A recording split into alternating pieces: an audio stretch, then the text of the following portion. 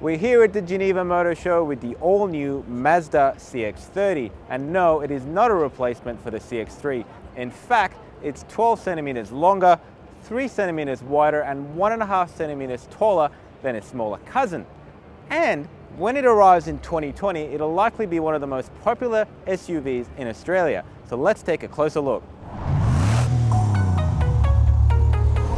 As you can see, the CX-30 does take a lot of design elements from the all-new Mazda 3. In fact, it's actually based on the same platform, so you do get a lot of the safety technologies as well as things like G-vectoring. Now, I really do love the front of this car, but it's the rear that I'm most impressed with.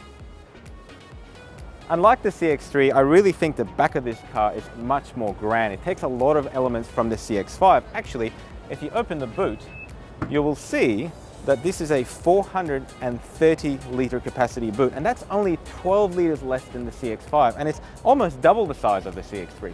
But for me, the most impressive part is actually the interior.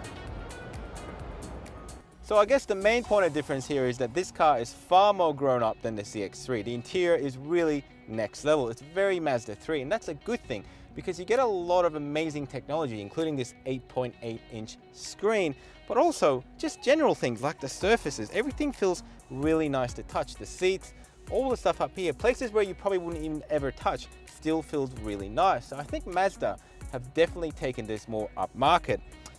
It'll be 2020 before we see this in Australia, but I'm really keen to hear your thoughts on the car.